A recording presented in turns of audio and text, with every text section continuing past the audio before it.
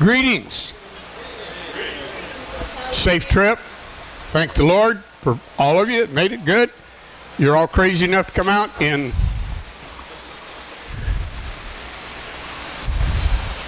where did I put it? 97 degrees. All right. Not bad, huh? Not bad. Yeah. You guys thought you were going to learn something tonight? Is that what you? Yeah, is that what it was? This is great social. Okay. I'm not going to dolly a whole lot. Well, I might bullshit a little bit. You know what I mean? Whatever. Greg. Okay. In the last year, correct me if I'm wrong, Greg had a heart attack. Greg had a blood clot in his leg. Correct me if I'm wrong. He had another blood clot in his leg.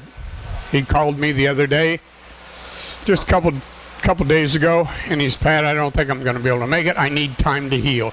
I am fine. I just need time to recover, okay? So that's what I know about Greg, okay? So recovery time, I think he's off of the strawberry and chocolate shakes, but yeah, I think he's doing pretty good. I can't read that one. Did we scratch bowls? You can mention it. I don't know. Door prize and raffles. Okay. Don't forget to sign in. If you haven't signed in, please sign in. Okay. Thank you. Door prize. The only thing is, we'll make sure Mike's not reading it off because it just doesn't work well. All right, we used to support what you call bowls of hope. Okay. They didn't really recognize this. I didn't have much to do with it. But there's a lot of good things. What we do is we make a bowl or make a box or make a ribbon or make or something, whatever you make, and we donate it to them and they give it, and it's all a charitable type thing. And I'm not really familiar with them. Tom was familiar with them a couple years ago. I think something really. Did you go to the thing?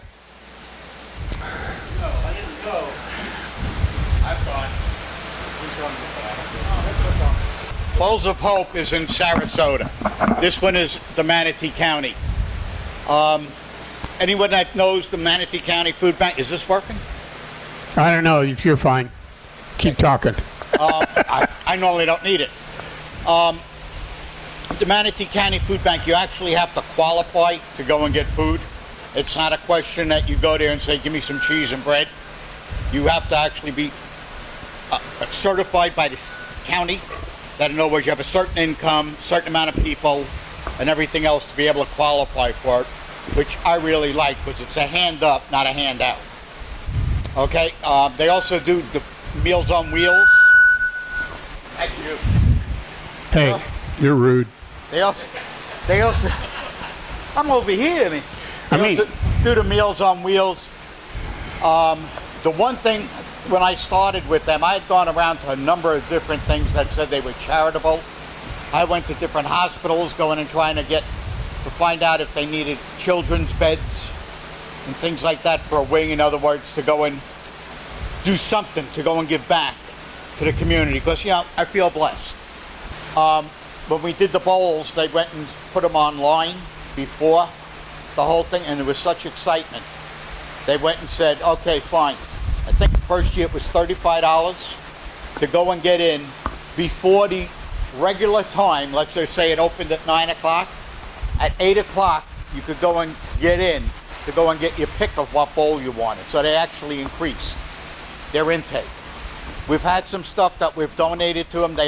So everything's appreciated. And we'd say, you know, from COVID and let's say the people still are not totally working and everything else. There's some hard times out there. So anything that you make, they will take and either give us a thank you gift, or if it's above, would say, no, it's something that they think they can auction off, they'll go and keep it and go and have it for the dinners.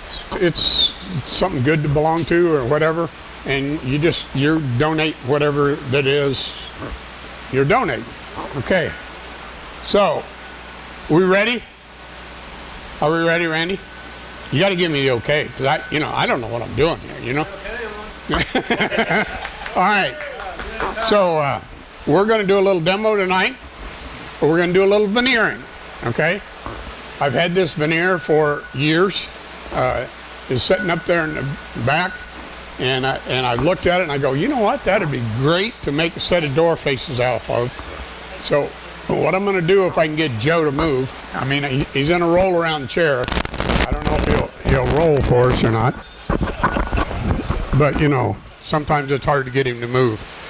This cabinet is what we're veneering, okay?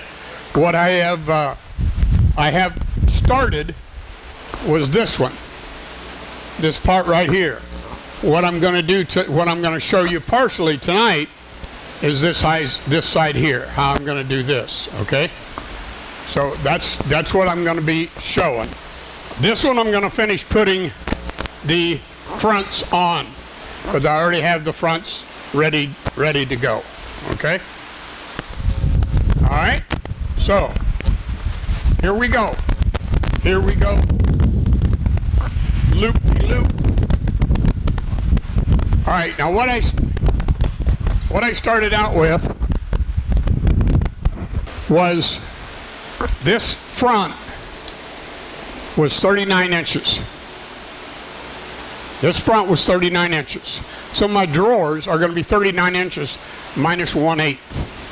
Okay, leave a 1/16 gap on each side. This was roughly 29 inches, 28 inches. So I needed 28 inches. So what I did is I took a piece of plywood, it was 39 inches, like this. Wow. And glued a piece of veneer on it and cut my frames out of it. And as you can see, the frames, the veneer just keeps walking right straight up it. And if you put it together backwards, the very first one that you put on, after you get the second one on, you sit there and look at it and go, what's the matter here? It's not lining up. Things are just not lining up. So anyhow, so I'm going to glue this one together.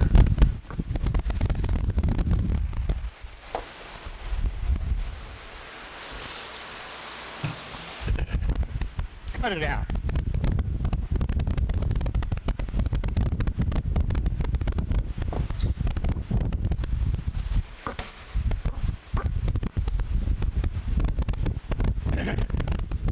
I'm going to glue the edges first. So I got my two edges on the side of the drawers glued to be done. And then I'll put the top on it, okay?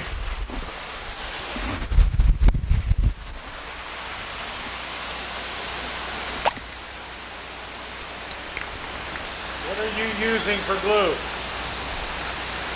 This is just a contact glue that any one of these stores sell. It's used to come in liquids. It was a liquid, you spread it on with a brush and stuff like that. This is just in a spray, and I use the spray because it covers better. Now this is the side of the drawer.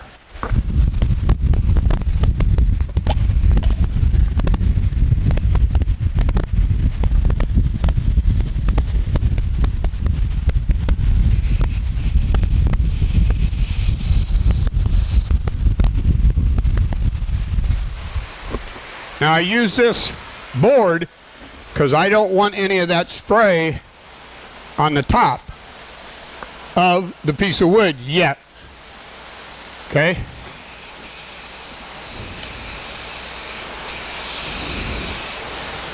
And, pardon? This? Yeah, it's just plywood. It's it's just plywood, 3/4 inch plywood. This. Yeah, just 3/4 inch ply.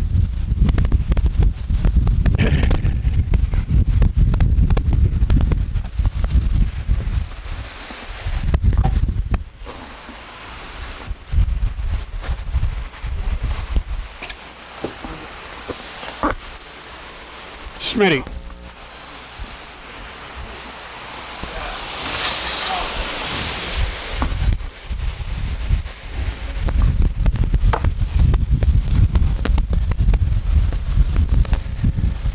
So you just take this, as hot as it is, it doesn't take any time for this stuff to dry. It's ready to go. If it's the weather's different, it might take a little time for it to dry. All it needs to be is the tackiness. Now once this stuff sticks together, it's done. There's no secondary. That's it. It's done. So I just take my fingers, put it on there.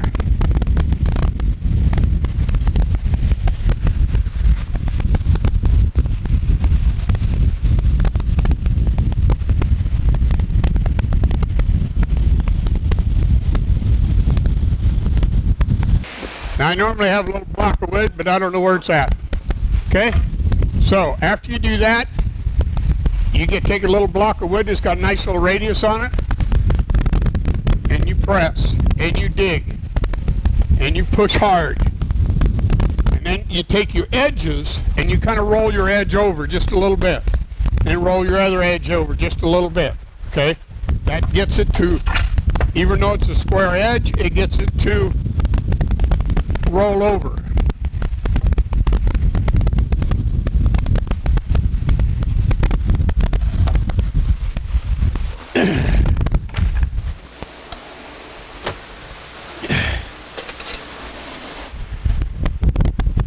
I love this file for this. Now we got this sticking up. You can use a router if you want to. I choose on the veneer on the edges to use this. Now you notice that I start like this and then I work like this because I want to do a shearing action. Even though it's a file, I want a shearing action.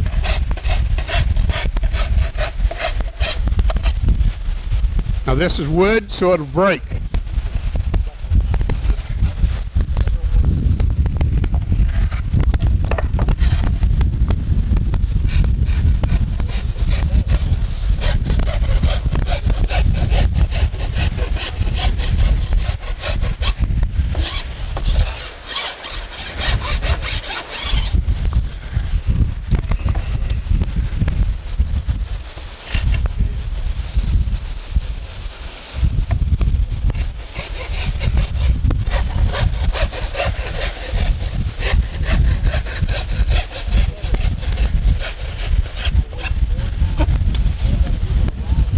Now, as you go along and you do this, you got some rough spots, okay?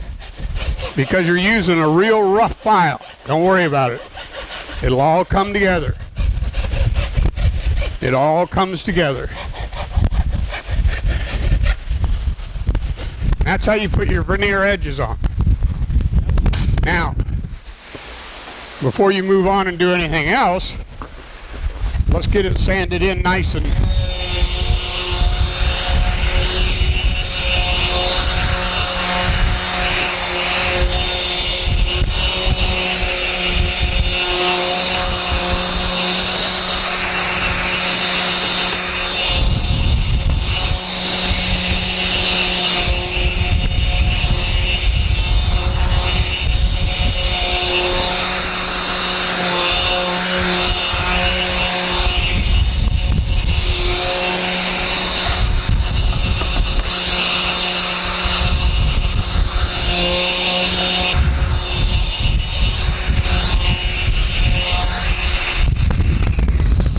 okay.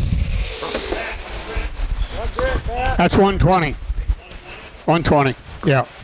I always start with 120 unless I'm coming right straight off the planer. If I'm coming off the planer, I'll start at 100 or something like that.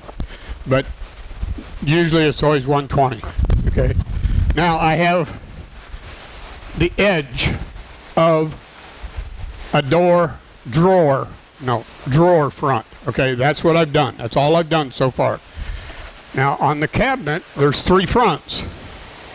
Okay, so now I'll put the front on here, and that's when okay, this has nothing on it, so we'll use that. The other side's finished.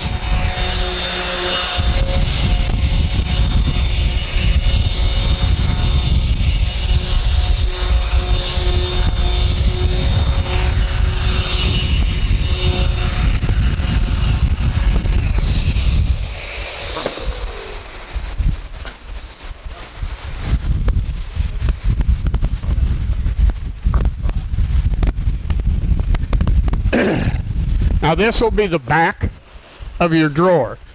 And in drawers you don't normally see much of anything as far as the back is concerned. But this is raw wood, this is finished wood. I just chose to do it this particular way. Okay?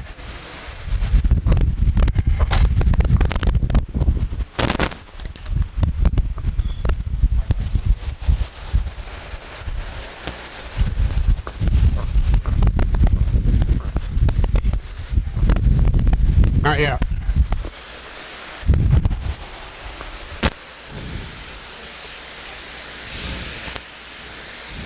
Now, if you want to cover something well, you want to make sure you get your edges. This edge here and this edge here. If you're going to leave a hole, leave it in the middle.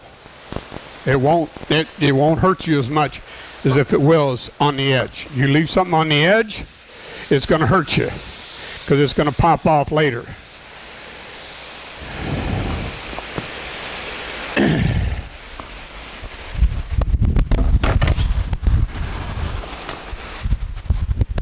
Now this is the front, the veneer that goes on the front of the door. And you noticed how the wood grain runs this way and this runs this way? I don't know either. There's two pieces of real thin veneer here. This is only 40 thousandths thick is all it is. Because I've measured it a couple times.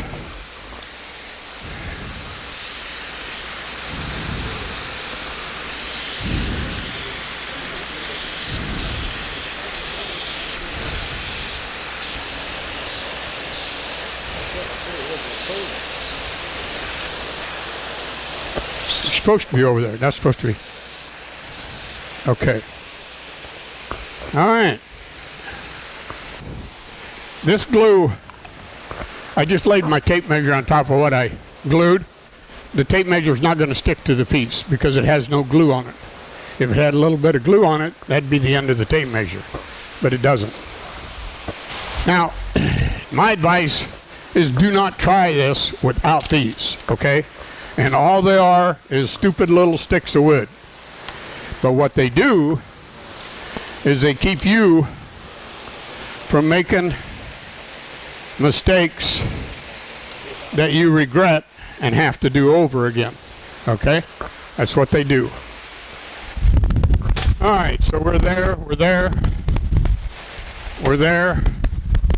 So now, because of these little pieces of wood, I can take this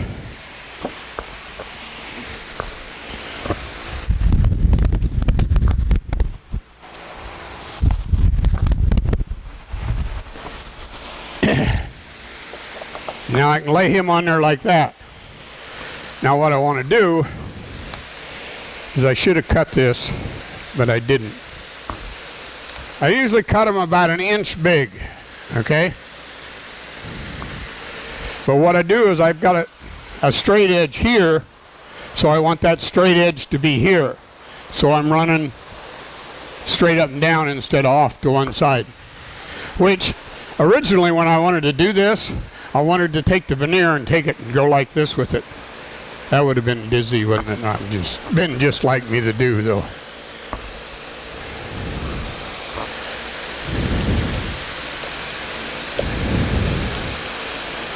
So now you just kind of sneak one of these out and you just kind of buckle it and let it come down. Not good, Pat. Okay, all it takes is one mistake and you screw the whole thing up. Okay? Come back tomorrow. Okay, so I got it. If you can't figure out how to get out of trouble, you don't need to be doing anything, okay?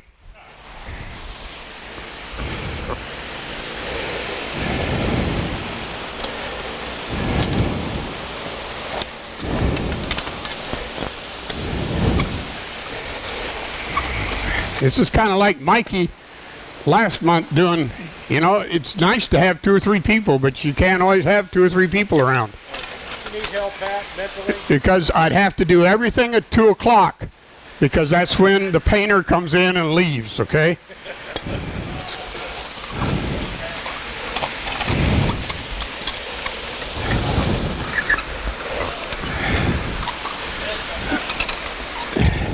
Now, anybody want to guess how I'm going to fix that?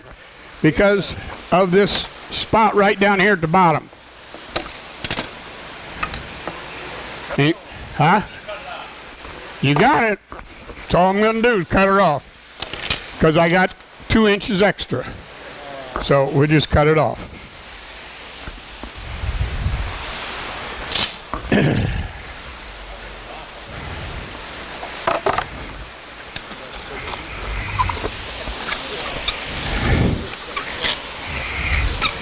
When you do this, don't be afraid to put pressure on it. Don't be afraid to roll it on. Even don't be afraid to take a piece of wood. Everything was over there that was over there is over here. And a lot of little stuff that was over there is over here, and I don't know where over here, where there is. So, but you understand that one? Okay. That's good. I really like to use a piece of wood that's got a radius on it. So I got a little 45 that's got a little radius on it. And you really just rub it. Okay? Rub it out.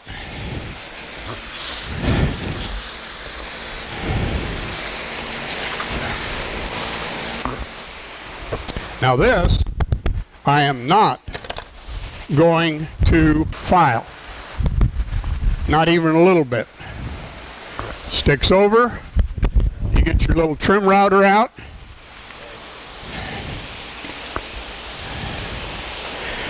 I'm going to get rid of one of my tables.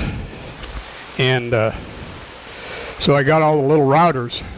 I used to go around and you could pick one of these up for about 40 bucks. Most of them brand new. So I got about 6 or 7 of them back there. I got 3/8 in one, a 1/4 inch in another one. I got one of these in the other one. And now before you start with this thing, it's a trim router. And there's these little lubricant sprays that you put on blades and different stuff like that. Well, spray this. Because if you get a little bit of buildup on this, you're gonna see it all the way around, okay? And I know I got a little glue on there when I sprayed this top, so it's going to pick it up. But if I put a little spray on there, I won't have any trouble with it.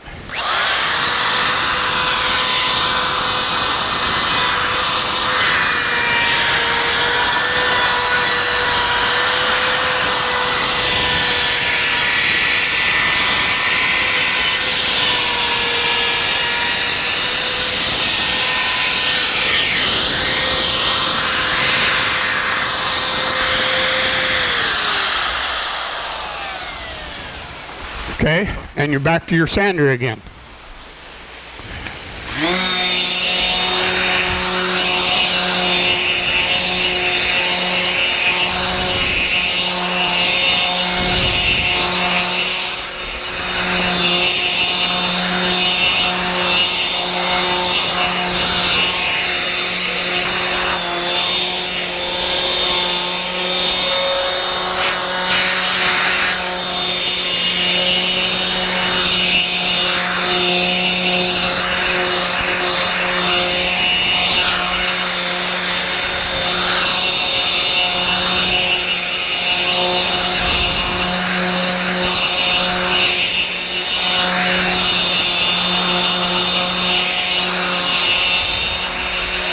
Zoom in on the corner. There's no corner, you can't see it. Because I put this edge on first, so this covered this. So you don't see that. And if you're using some veneers, there's always a black line to run up and down them, okay? So if you can ever cover it, then cover it. And this stuff's pretty good. There's always some little chips. Now that is 3 drawer fronts for that cabinet, okay? So I'll take and start slicing that to go on that cabinet. Everything is pleasing to the eye, and that's what you're after more than anything. So if something's not pleasing to the eye, you ignore it, right? My dad has a question.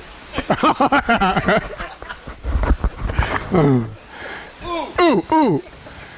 Okay, so you're going to cut 2 or 3 drawer fronts out of this. 3 drawer fronts, yes. Then how are you going to finish the edging?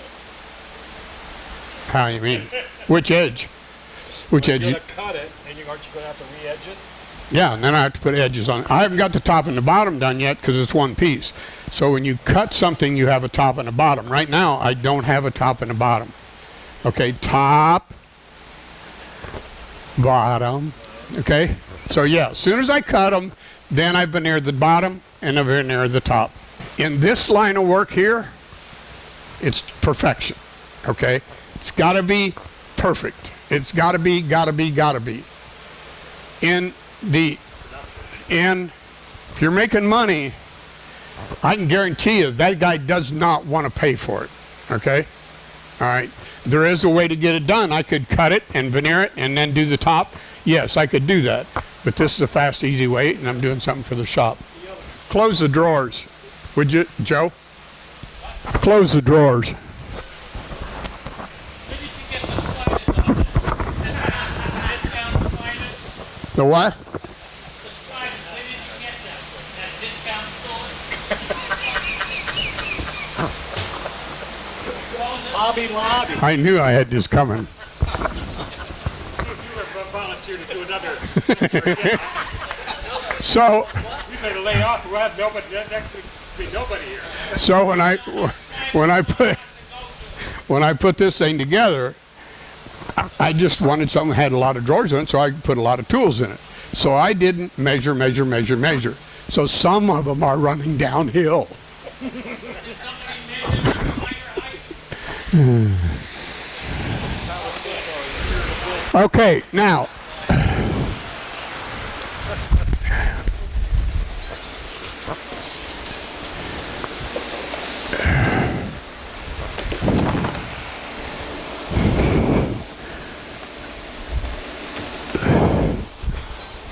Look out, Joe, look out. They're coming after you. I think I did get them just a little bit too far downhill. But, you know what?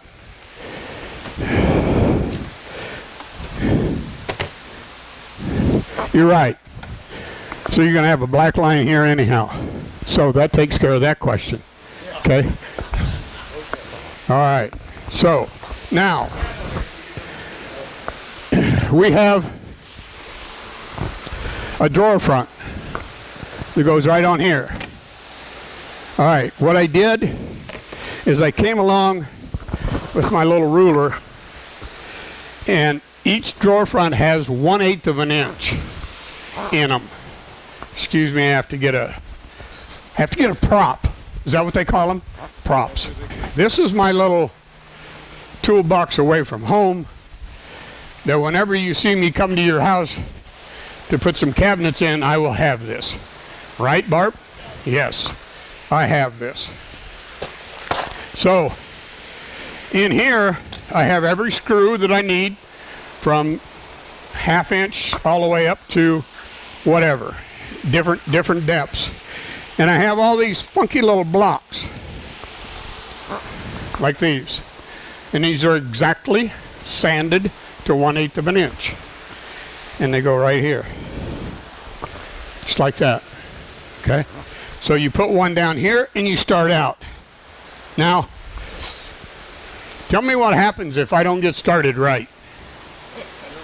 Tell me what happens. Now, tell me what happens if I don't get started right with the right space when I start coming up the other side too.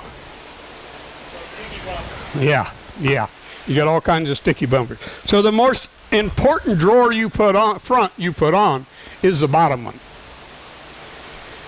And it's not level, it's not flat, it's not anything. It is pleasing to the eye. Because when she comes in to look, or he comes in to look at the cabinets, they look. They don't get a level out, they don't get a measuring tape out, they don't do any of that. If it looks straight, and looks this, and looks that, you got it.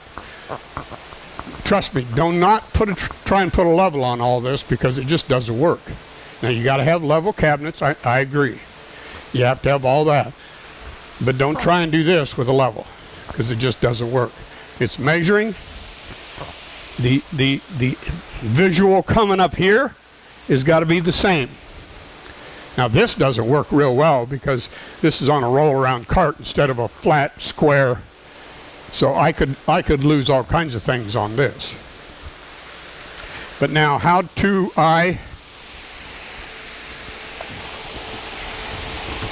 answer Barb's question is this. Because I've already done 3 of them. And there's the tool, and there's the tool, and there's the tool.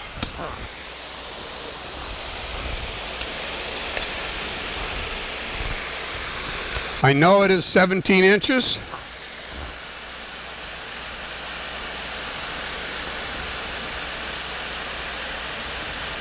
And it's 22. Because there's 5 inches on the center of these. These are 5 inches on center. Okay?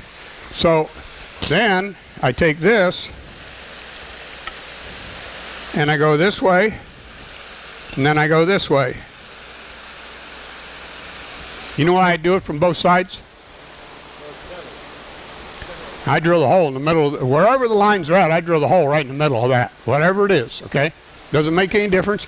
If it's a 1/4 inch white and I got a 1/4 inch drill bit, all I like to do is get it. Then again, it's all pleasing to the eye, okay?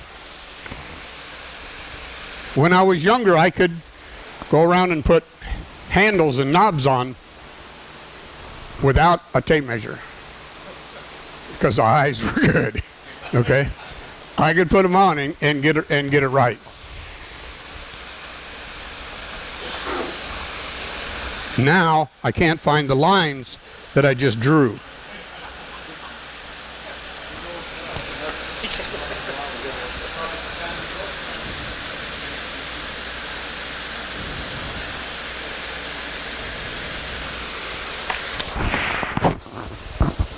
Now, because you're drilling a hole this way, and you really don't care about the back side of this, because it's setting up against this, you just set it up here like this, find the center of it, and you have wood tops on your thing, so you drill right through it. Find the center of it.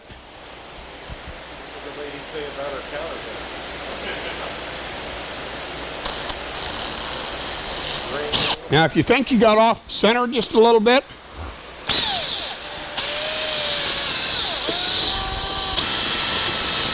wiggle it around just a little bit. Just give yourself a little wiggle. Give yourself a little wiggle room.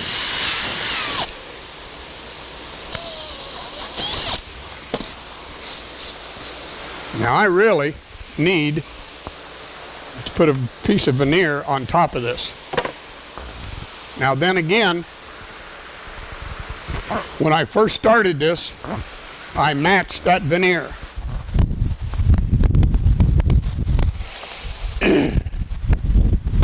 So the very first one down here is matched, but it's on the bottom, nobody can see it, you know. But the worst part about that is I matched it and I put it on this way, so when I go to put the second one on, pleasing to the eye, right? I stood back and I looked and I go, there's not one line on there that matches anything. I go, what did I do wrong? I put it on upside down. So I just turned them over, which is not a big deal. But I have to veneer the top of it at this point. Okay, I'm going to go ahead. Yeah, because I need to get up just a little higher.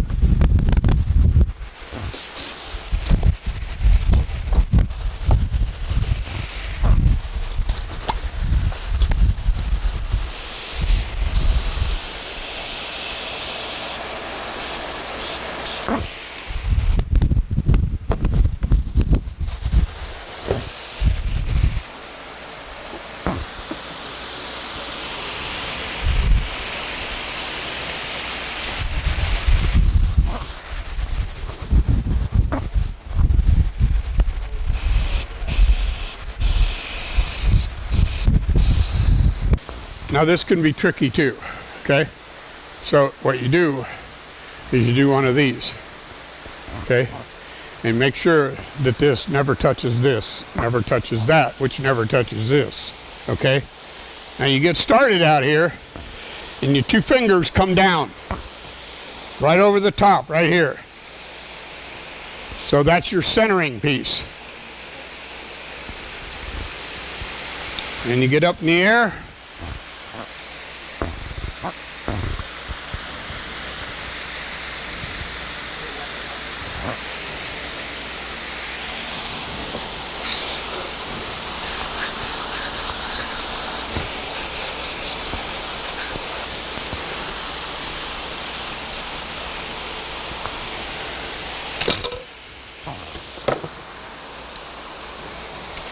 Take your swift little knife, you cut that edge off, throw it down on the floor so it sticks to the floor. Take that one, throw it someplace else on the floor so it sticks to the floor. And later on you come by and you scrape it up. All right, Larry, where did I put my file? I had it.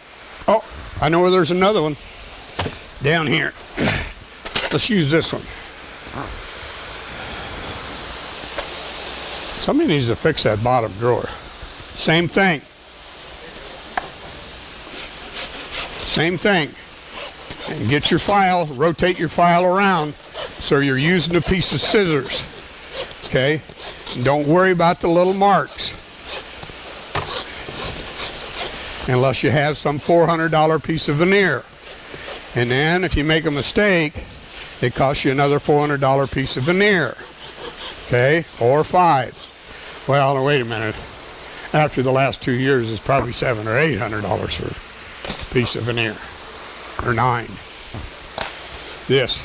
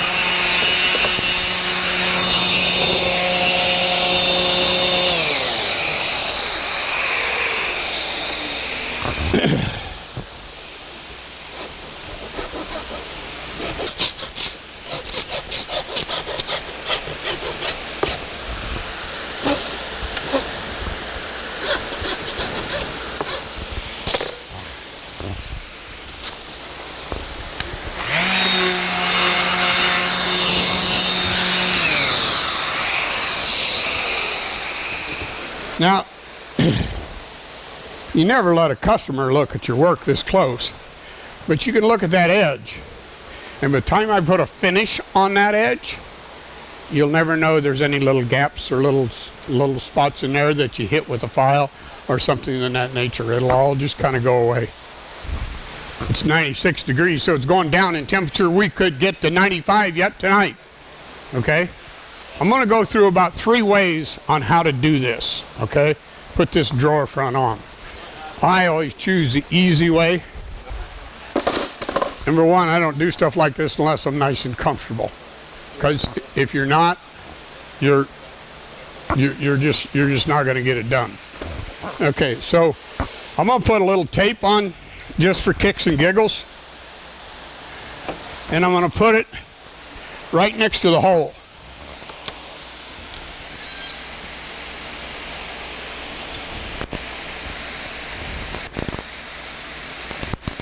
Now it's good to have fingernails,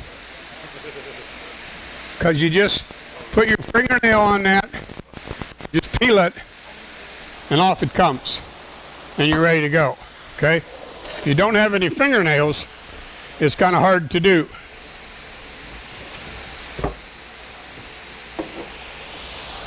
So I get my nails done once a week, you know.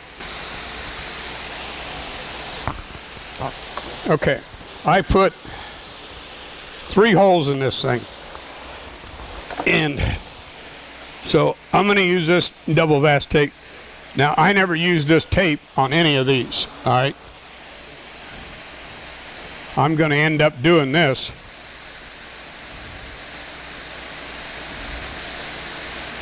The same way.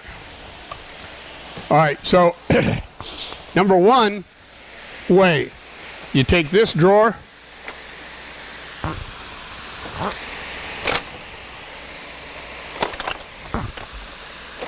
and you take it out, and you find a place to set it. Okay, we take our little 1/8" blocks.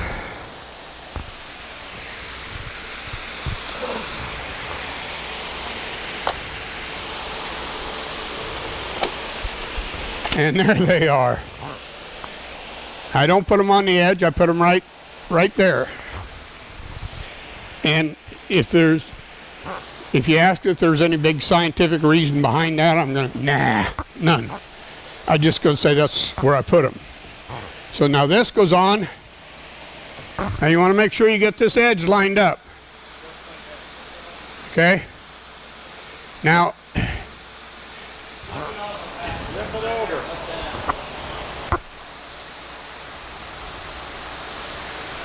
that's just wrong. I put the piece on the wrong end. You know what I mean? That just sucks. Now I got to do it all over again. Good grief. Okay. That looks better. All right. Because it's real easy to see when you do it backwards.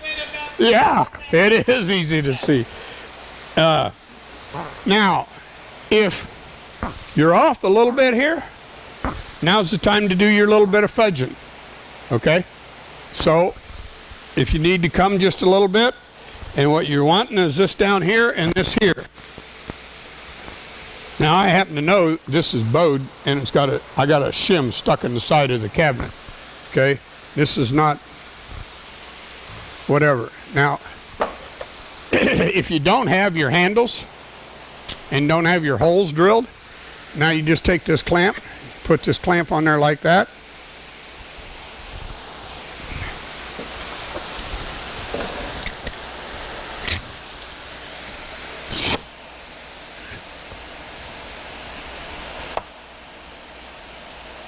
Put that clamp on there like that.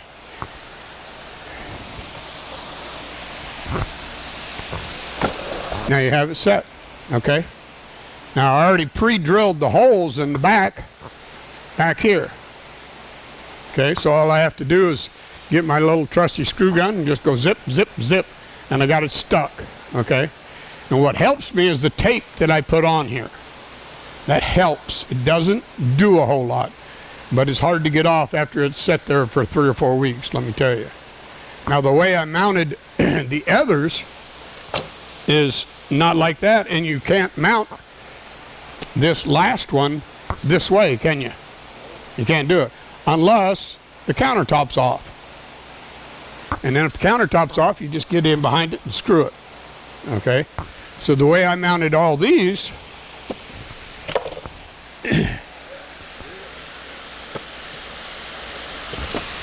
was because I had the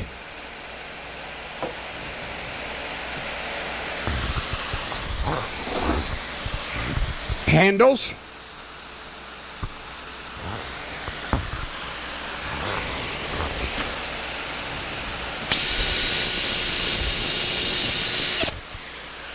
no, it's not what I did.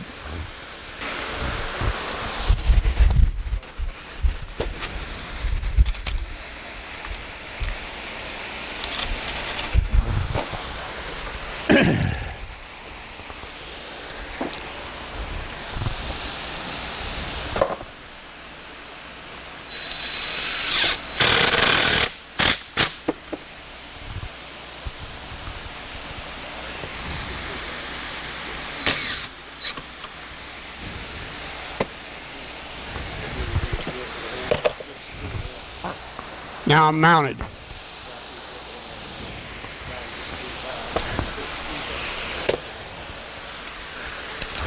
Now I change my tip.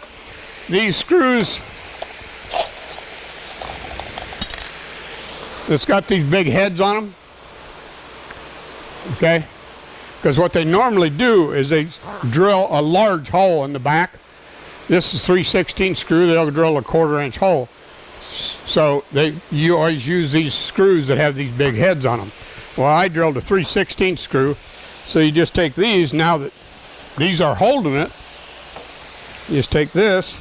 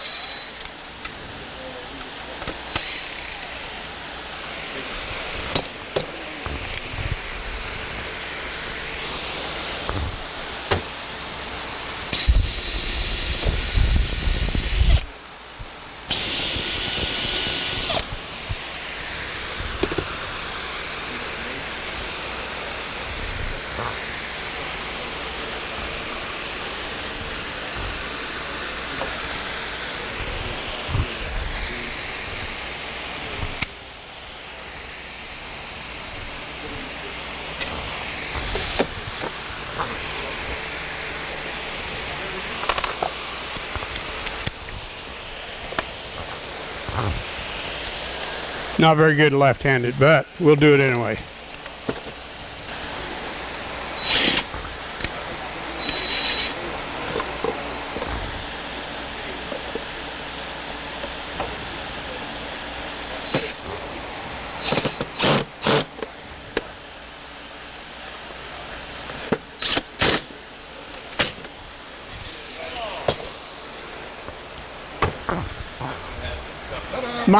Mike, come on, Mike.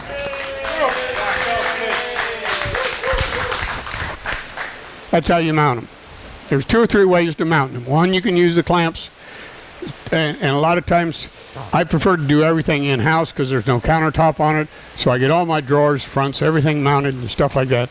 But if you can't, you're out there on the front. Even if you got a knob, it's a help. So you got it tight and you got it there, okay? There's always ways to wiggle it around. But that's how you veneer them. That's how you get that. If you don't turn it upside down, that's how you get the straight up and down look, okay? Where did I buy that veneer?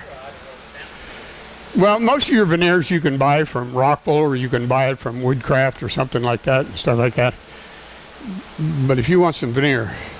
We sell veneer here. Yeah. We sell veneer right over here. We got lots of it.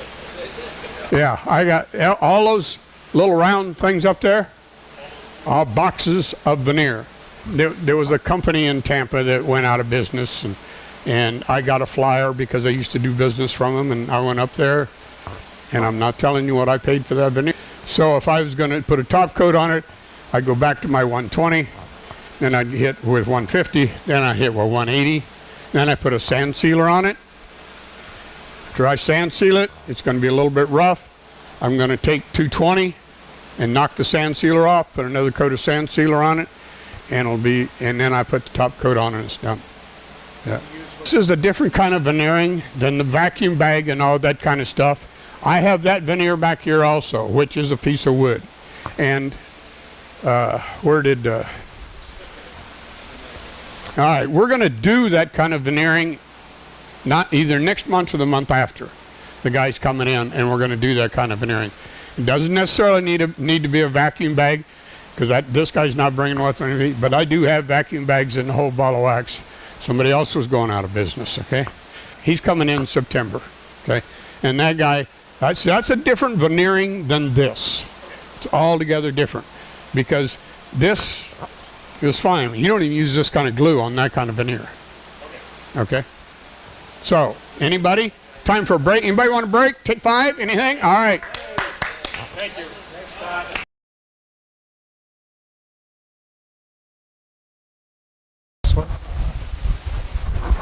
First one up is Mr. Mike. I'll hold this up. There you go. When I was here in Pat's shop, I saw a piece of old cedar just sitting in the back looking all by itself. And I just found it interesting the way it looked. It was horribly cut. It was cut uneven. One end was over an inch thick. The other end was about 3/4 of an inch sideways.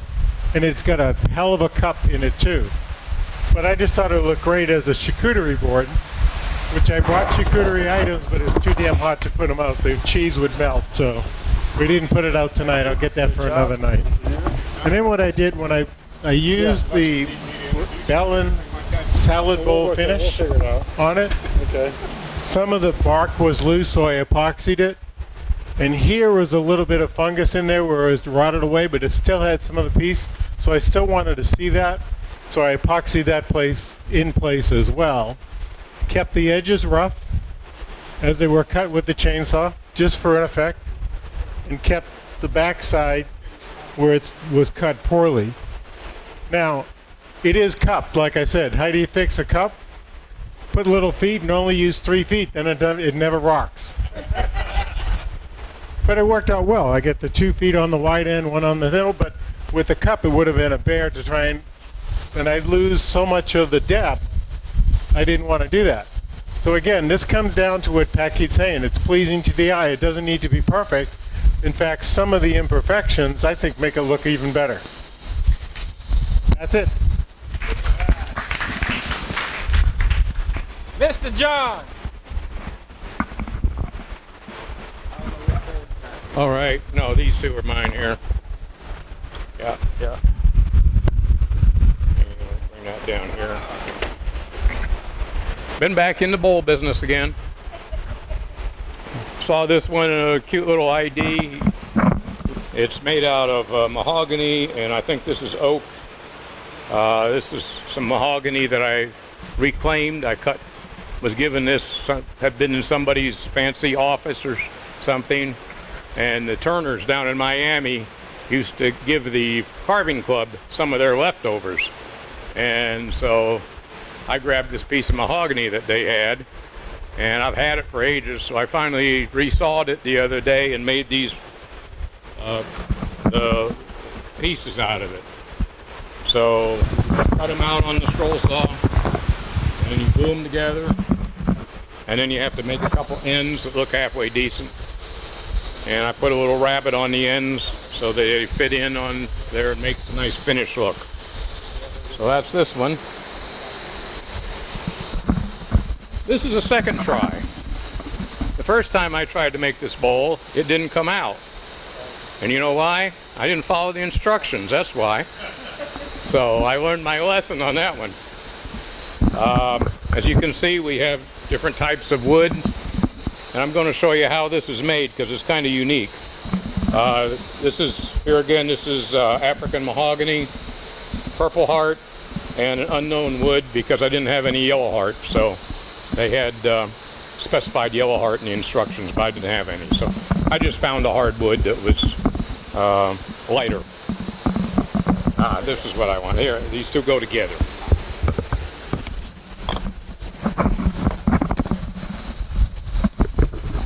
Yes, come on. This all starts out as a flat board. Start off with a board that's about 7 inches long and 4.5 inches wide. You glue the 2 purple hearts to it, and I don't have it exactly the way it bows. There it is. You glue 2 pieces of purple heart to it, and then you add another 1/2 inch of your baseboard on outside of that and glue that up. Once you've done all this, then you cut all 4 corners off. And you can see where the lighter wood is. And those are little pieces of wood that you glue onto. And what you got to do is you got to make sure you know which corner goes onto the, on the right side.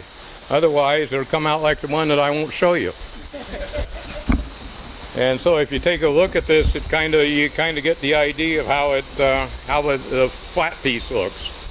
And it's all flat piece, and then you cut it out with at an angle, and on the scroll saw. This one is 3 rings plus the bottom ring. So it came out pretty neat. There's still a little bit off registration on it, but you know, if I do another one, maybe it'll get a little better. Every time you do it, it seems to get a little better. Yes, Mike? When you sand the inside, after you sand it, Oh yeah. what are you using to get down inside? Mostly my hand. Really? Yeah. There's a lot of hand sanding that goes on inside. But I do use it. I have a tubular, one of these flexible, inflatable sanders. And before I glue the bottom on, I use that on the inside and carefully work it around. And that gets it down to where it's usable. Oh, I'm sorry, I'm screwing up his picture. But I get it down there, and then I, sand down the bottom real good, glue it on. Then of course I can sand the outside on a sander. I have one of these. It's a spoke sander and a belt sander combination. I'm not real thrilled with it, but it works. So, but pardon? I think this is 28 degrees. Yeah. So with 3/4 you need about 28. Thicker it gets less, thinner it gets more. How many times have you done it? I mean, how many times have you cut the ring? There's 3 rings plus the bottom. You start with the outside ring, top ring first, and then you keep working in. And the only thing, sometimes the drill holes, you'll see the drill holes, they make a little impression. I've got them pretty well covered up in this one, but on other ones you'll see where I've drilled, because you have to drill for the next ring and stick the blade through it, and then you cut it out. You have to drill that hole at 28 degrees. Yes. Yes. Exactly. So that's why I go around and calibrate everything, when I get ready to do this. So that's. Mike?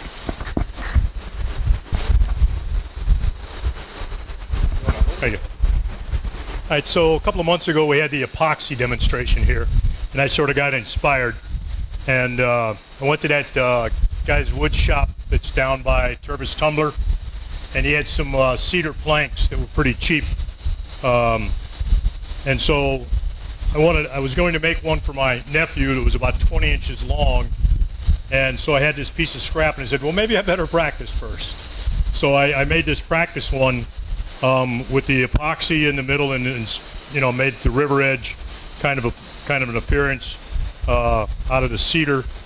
Learned a few lessons about how to mix it, and I'm told now to not try to mix epoxy when it's 90 degrees out, because the first batch I made up, I put a stick in it after stirring it up, stirred into color, set it aside, and I was making a second color of blue because I wanted to make it look nice. And so while I'm mixing that one, and when I reached over for the other one, it was rock solid. And I went, oh, okay. So learned something there about pouring in the right temperature. Also, it was setting up before it filled in, so there are voids on the back. Anybody who picked it up may have seen the voids on the back. And that's just another lesson to learn, to actually force it into the corners if you're doing the river edge where you've got unequal edges. Well, I followed sort of what we did here. I made these easels as gifts, and they were, there was one side that was the white melamine, a whiteboard, and the other side was a chalkboard. And because the sizes didn't really match with what I cut, I had a whole lot of scrap in that. And so I just took that, and I went online and found that packing tape that somebody else recommended, or might have been Smitty recommended. And I found it for a penny a foot or something like that, and I said, well, that's pretty cheap. And so I just covered that, and then I just took some 2x2 material, because the board was only 3/4 of an inch, so I didn't need a whole lot, and just screwed through the back of these, the back of the thing, and then just made it as square as I could get it, and then put the board inside, and put the bottom piece across, and then put the caulk in it. I'm not really sure the caulk was necessary. One thing I didn't do, which was recommended, putting the weight on the boards. So if you're going to do it, put a weight on the boards, because it did seep out underneath. And the one that I made, the 20-inch one, really seeped because I guess it was bigger and it had more flotation. But ran it through the planer a few times. I'm not really sure what that does to your planer blade, though. It seemed like the next piece of wood that I ran through there didn't really work real well, so I don't know that epoxy may destroy your planer blade. I never ran epoxy through a planer because I was afraid of the epoxy chipping. Well, I take a really, really shallow cut, and it came off in flakes. But I just sanded. yeah. Well, sand. Back, turn it over. You know how to fix that?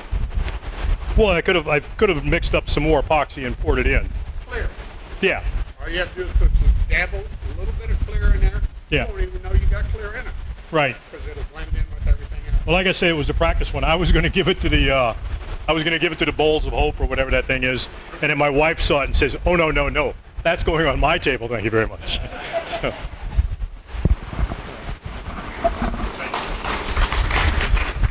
Mr. Larry?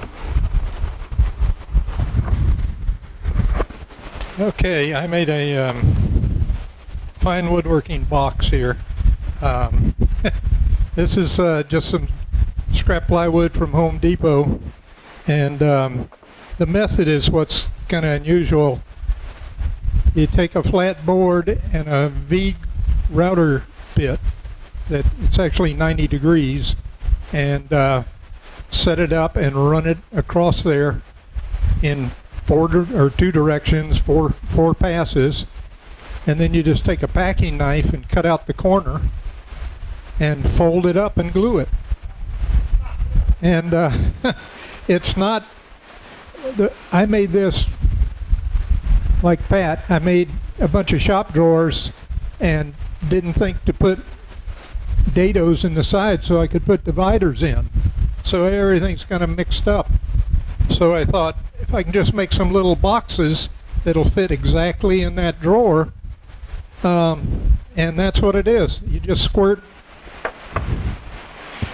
a little glue in that V-joint and then fold it up. Now, on the end grain, it'll crack sometimes, and you need about 6 hands to fold it up and hold it and clamp it. For a clamp, I just wrap string around it. 3 or 4 wraps with a piece of string, and one of the corners you can see light through it, but it's touching at the top and it's touching at the bottom, and it's not going to come open, and it'll hold the junk in the drawer just fine.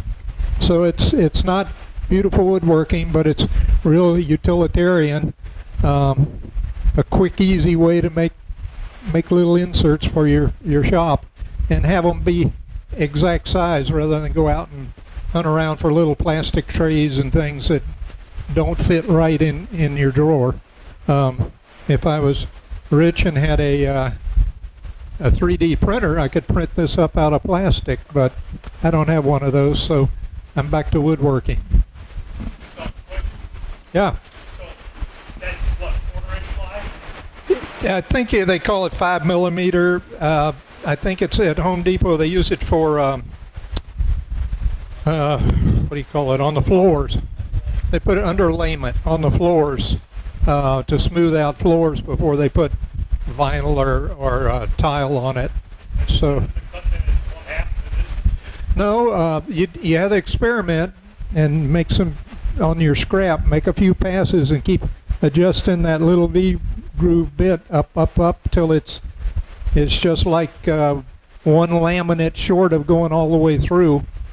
And of course you've got to use blocks to hold it down tight, because a little bit of a bow and it's not going to be all the way through. So you put blocks on it and push it through there, and but it's really fast. The glue up's the hardest part, and trying to hold them in place while you're gluing it. So that's it.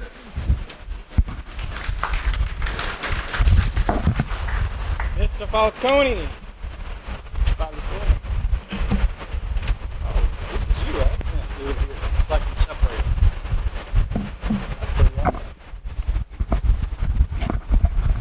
This is camphor, and I had one log, so I decided on making a nest of bowls out of it, and these are natural edge.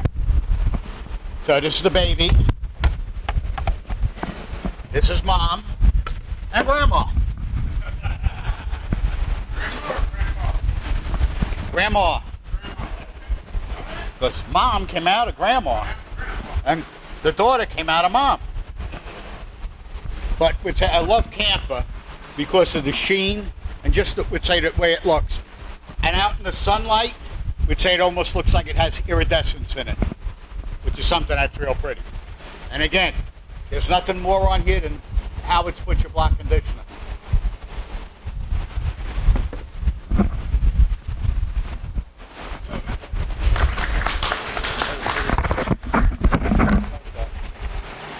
That's it. That's it?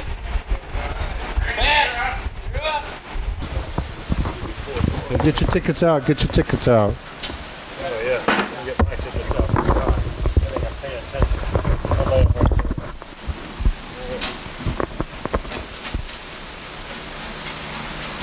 there. All right, here we go.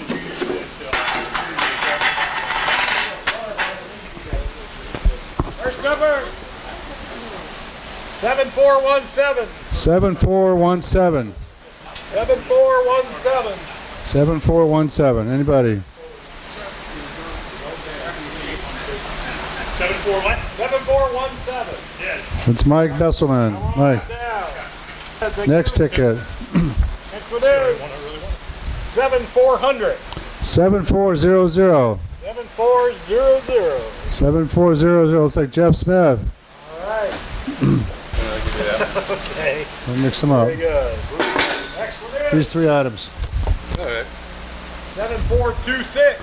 7426. Is that you? That's Mike. Aha! What's left? These two items here. Oh, I don't know Neil anymore. I guess I'll try that. Okay. That's my chair. All right. Okay. All right, I'll grab one. We got one left. One left. Last one. 7391. 7391. Not even Neil, man. While you're down there, can you say a prayer for me? Thanks for supporting the club with the raffle, everybody. All right, we'll go to the door prizes next. We had 20 attendees today. Kind of light today. I guess the 20? heat keep people away. So we got 20? Sure, I got 20 in here. There's 20. Okay. I got everything but 20. Oh, that was Barry Taylor. He was last. Come on, Barry.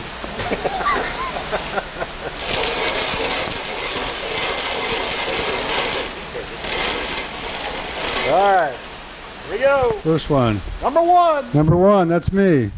Randy. Go ahead, grab your prize. Okay. I'll get the magnetic thing.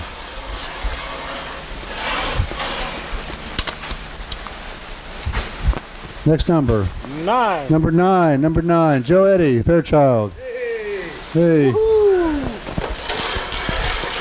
We got some sandpaper, some rags, brushes, some bottles of glue. T-shirts a compliment of Jeff Smith. Thank you, Jeff, for the T-shirts. 13. Number 13 is Mike Bryant. Mike. Next number, number 5. John Timer. John. All right, John.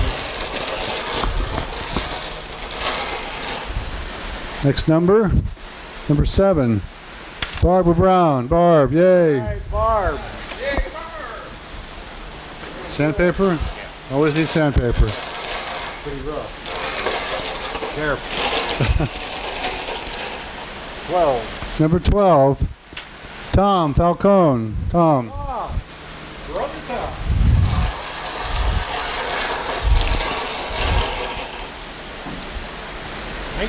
Number 19, Larry Simmons. Larry. Come on down, Larry. Next number 8. Number 8, Al Brown. Al. Al's going to pass. Thank you, Al. They got a shirt just for you, Al.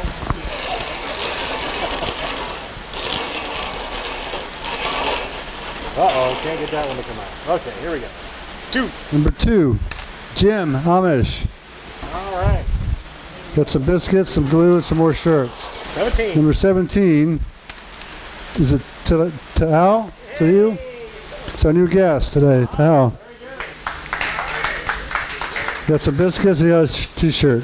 Then 20. number 20, Barry Taylor. Barry. Number 11, Mike Besselman. All right, so last item. 10. Number 10, Alvin Castro. All right, Alvin. All right.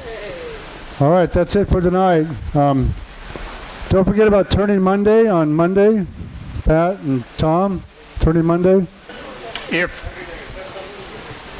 I've had enough tonight, if I get the air conditioning in, we'll send out an email. If not, Turning Monday's off, okay? Turning Monday's off. It's hot, okay? It's hot. So we'll take Turning Monday off. Hopefully he should have him in by then, but we'll see, okay? We'll see. Sweaty, sweaters, sweaties. Sweaty.